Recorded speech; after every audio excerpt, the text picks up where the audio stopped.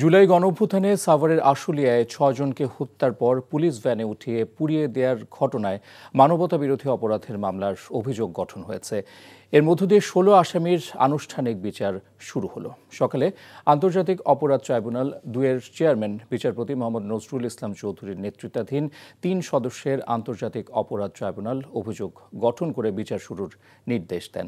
এই মামলায় ১৬ জনকে আসামি করা হয়েছে। তাদের মধ্যে গ্রেফতার আছেন সাবেক পুলিশ সুপার আবদুল্লাহ হিল কাফি, সাবেক অতিরিক্ত পুলিশ সুপার শাহিদুল ইসলাম, ডিবির পরিদর্শক আরাফাত হোসেন, এসআই মালেক, এএসআই আরাফাত উদ্দিন, এএসআই কামরুল হাসান, আফজালুল হোসেন ও কনস্টেবল মুকুল। পলাতক রয়েছেন সাভারের সাবেক স্থানীয় সংসদ সদস্য সাইফুল ইসলাম সহ ৮ জন। এর আগে গত ২রা জুলাই অভিযোগ আমলে নেয় আন্তর্জাতিক অপরাধ ট্রাইব্যুনাল।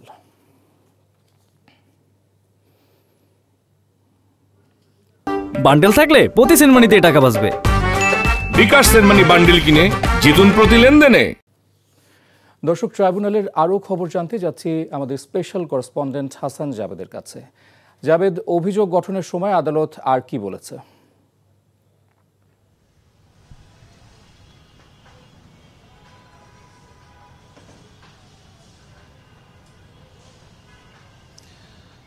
হ্যাঁ, আজকে দুটি আদালতে অর্থাৎ দুটি ট্রাইব্যুনালেই দুটি ঘটনার বিচার কাজ চলছে। একটি যেমন বললাম যে একটু আগে যেটি আপনি জানিয়েছেন যে ট্রাইব্যুনাল ২-এ আশুলিয়ার যে ৬ জন ৫ই আগস্ট, গত বছরের ৫ই আগস্ট আশুলিয়ায় ৬ জনকে হত্যার পর লাশ পুড়িয়ে যে দেওয়া হয়েছিল সেই ঘটনায় আজকে অভিযোগ গঠন করেছে। আসলে এখনও কিন্তু অভিযোগ গঠন করে বাকি যে প্রক্রিয়া সেটা চলছে।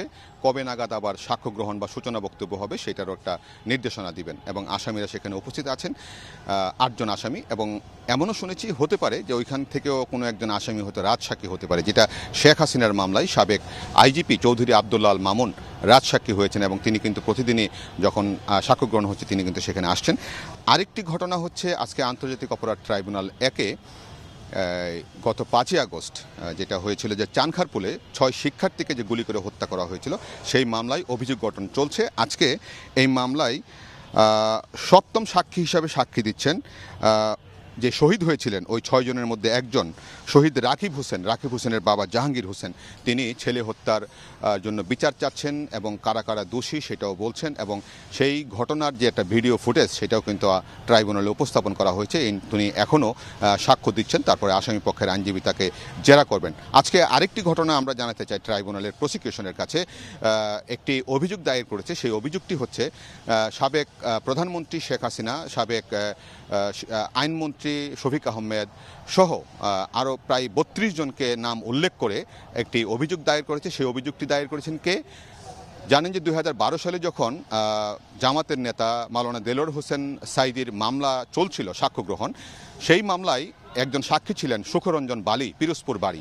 সেই সুখরঞ্জন বালি প্রসিকিউশনের বিরুদ্ধে গিয়ে আসামির পক্ষে যখন সাক্ষী দেওয়ার সিদ্ধান্ত নিয়েছেন তখন তিনি যখন ২০১২ সালের এই ট্রাইব্যুনালের গেটে আসেন তখন তাকে এখান থেকে অপহরণ করা হয়েছিল। প্রায় ৩ মাস তাকে অপহরণ করে বাংলাদেশে রাখা হয়েছিল। তারপর তাকে ইন্ডিয়ায় কলকাতায় দেওয়া হয় বিএসএফের কাছে। সেখানে তিনি ৫ বছর জেলেও খাটেন। সেই ঘটনায় বিচার চেয়ে তিনি আজকে এখানে অভিযোগ দায়ের করেছেন এবং তার উপর যে অত্যাচার নির্যাতন হয়েছিল সেই ঘটনাও তিনি বলেছেন। তো এই একটি অভিযোগ আজকে এখানে ট্রাইব্যুনালে দাখিল করেছেন সুখরঞ্জন বালি। তো এই হচ্ছে আমার কাছে এখন পর্যন্ত সর্বশেষ ট্রাইব্যুনালের। দর্শক, জানছিলাম ট্রাইব্যুনালের খবর। বান্ডেল থাকলে প্রতি সেনমানিতে টাকা বাঁচবে।